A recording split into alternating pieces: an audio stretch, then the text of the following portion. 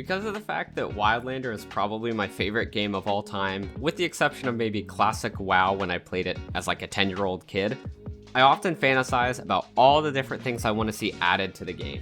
And that's just to touch on the fact that the game is so well done, it leaves me wanting more. With this being said, let's dive into some of the 27 things I think would make Wildlander a more interesting game. First off, mining, leveling your smithing. Something that enhances a mechanic for me is being rewarded and encouraged to use various ways within it that lead to a specific goal or progression. In this case, it would be progressing the skill. With general progression of skills, I was a huge fan of traditional WoW's take on this. It was rewarding as you improved your skills and scaled in ways as you leveled, making all of the different crafting abilities better. I'd also really like to be able to look around when mining. I know this is an incredibly small thing, but for me it's something that, for whatever reason, takes me out of the game, since you're kind of stuck in this camera-focused mode where you're stuck facing the mining. You can't look around, I can't twiddle my fingers, I can't see if I'm about to be attacked until it's a little bit too late. I think it's something that would help as well. Now the third thing here is I'd also like new ores and armor. This is more of a, I guess, weird opinion, but I would just like the fashion. It's not even for the utility or the variance there. If they're able to accomplish that as well, I'll be incredibly impressed. But I really like the fashion of it. I like having really cool armor to craft. It gets me excited to wear and show off to the NPCs. So yeah, I think that would be a huge addition. Also, with a name like Wildlander, I think having more building options would be fantastic. I like to be able to truly make the wilds my home, with mini huts, being able to build all of the things I need like anvils and forges, potentially building porches for myself and lamp posts, or some other equivalent light source that kind of just makes it your own. In some ways, I think of Minecraft, not nearly to that extreme, but I think of Minecraft and your ability to build and stuff would be really nice to have a small piece of that for Wildlander. Now looking at something that kind of takes me out of the game is whenever it's raining, but there's this choreographed fire somewhere, the fire just sits there in eternity, never going out. I would really like for it to somehow be removed whenever it's raining or snowing or something that very obviously would turn it off. I don't know if this is possible, I don't know how that game engine runs, but I'm kind of just talking through things that I think would make the game better. Another thing here would be wild cattle. This would be able to add a little bit more depth to Wildlander's smithing and hunter-born systems, which for me are some of my favorite, with the addition of different animals to kill and carve, presenting new pelts and potentially new materials from the animals to be used in different crafting recipes. I'd also like a little bit more of an expansion on unlocking chests. I personally don't enjoy lockpicking, not specifically because of the mechanics involved, but just generally the idea of it, it's not how I like to play. I do like the ability to smash open chests and would like some solutions for being able to break through the more difficult chests or doors within, whether you have to have certain grade weapons with different structures, or something else entirely, but for me that would definitely be a welcomed addition. The team definitely takes time to see different areas that they can provide a progression system for that makes them feel worthwhile, and one of these that I would like to see is with horses. I would really like a progression system with different maximum capabilities for horses, as well as them starting at different points within those abilities. Also potentially them having their own actual skills, maybe just one or two, where they have variants and make different horses feel so much more individual, while also giving players an exciting reason to investigate all the different horses to see which ones are the best for a different example. In the true nature of Dungeons & Dragons, adding in feats and more racial differences with racial progression would further diversify playstyles for characters and letting you suit the character much more with your goals and arcs that you have built out. A great example is, you're playing someone who puts caution to the wind, attempting to strike hard but not necessarily true. You may now miss occasionally on what you were pretty sure was a hit, but when you do hit, it will now do massive damage. While this is only an example, I'd be open to any other kind of example that the team puts together to sort of make this feats idea much more interesting and beneficial for player progression. I'd also really like to have commoner additions such as storing dead bodies that you can help bury, or farming options where you can own a small plot of land and farm on it. I really like this idea of having the ability to work a menial job, giving your character some background that isn't just in the player's imagination. It would allow the game to feel more lived in and remind you that your character is not the center of the universe. I think this one's just kind of a freebie. I really like having more homes to live in, so having these extra homes would be great. I know that Dylan has kind of sifted through a lot of them, deciding which ones he'd want to add, and I think making them available in different ways would be interesting. You could have some be available by doing quests such as missives. Potentially doing a missive or a set of missives could earn the character a small home. This would be cool not only for the immersion potential, but also for players like myself that would love more house options besides those normally in Skyrim. Now, being someone who really is a Wildlander, I love living in the wild, I love making it on my own without your traditional places to be. I like to use the campfire skills. The problem is, looking at the campfire perk trees, not much about it for me is really all that interesting or exciting. It seems to just help reduce the quantity of needs such as sleeping and eating, and some other minor things. I'd rather those benefits be packaged up and reduce how many points go into them with additional arcs to invest in, such as a specialty crafting recipes with unique boons for them, or craftable huts that are optional to make to reduce your exposure levels. This would further benefit players like myself whose arc is primarily wilds focused, meaning that as you progress in this crafting manner, you're able to craft different things that make the place your own.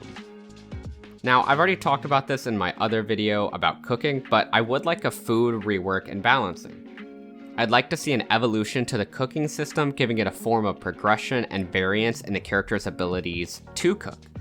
Preferably with reasons to cook versus just buying meals from inns and merchants. In a similar vein, I'd really like to see an eating, sleeping, drinking rework. I think death should be more likely after a certain point with these mechanics, and additionally, I'd like to see something added to make these feel less like a chore. I do understand that it's realistic, but especially through the course of a playthrough, it seems like more of a chore than something I'm having fun with. Especially considering I just go to the end, I buy those things, and then they just sit in my backpack. There's nothing really interactive there. It's just, especially near the end of the game, it's just something I feel like I have to do. That said, it's not a huge deal, but if they could make this more interesting, I would be in love with it.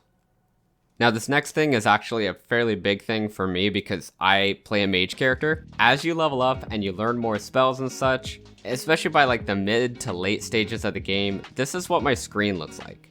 I constantly, because why wouldn't I with all these buffs, have all of these UI just covering up so much of my screen, and I'm constantly seeing them come in and out as I'm popping up new abilities. I'd really like these to be condensed to make it so that they don't stick out nearly as much, so that I'm not like constantly staring at them like, oh, I'm halfway, oh, I'm a third of the way, etc. for like the 4 different conjuration or alteration buffs I have going. Now, the next thing I'd like changed is primarily because of a skill issue, I know, but I'd like to be able to navigate better when doing fast travel dialogue. Now, I constantly forget where locations are, and each time I load the carriage screen up, it feels like I'm taking a mini quiz where I need to remember where the place I'm going is. Because if I choose the wrong place and I'm trying to get to Solitude and it actually ends up being Whiterun, I then have to go through the menu trying to find the one that is actually for Solitude. So for this, I'd recommend one of 2 changes. Either A, when you choose the wrong hold, you aren't forced to end dialogue entirely and enter back through, but rather you'd be able to just hit the back button and then try another one. Or the descriptions of the location is more dummy-proof for people like me. The next thing is very niche because it probably just affects people like myself who make videos. However, I'd like toggle god mode to be fixed, as often when I'm using it, it can be annoying that I don't actually get infinite stamina or a few other things that come along with it that I would expect toggle god mode to have. Again, this is more for niche complaints, but it's something I'd like to be changed in the future. I am a pretty big fan of having an actual physical map where you don't always start with a map, and I'm gonna address this a little bit more in a second.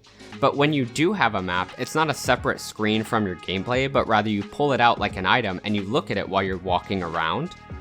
I think that this pulls you more into the game, and it doesn't separate the looking from a map versus the playing the game nearly as much. It feels more all in one.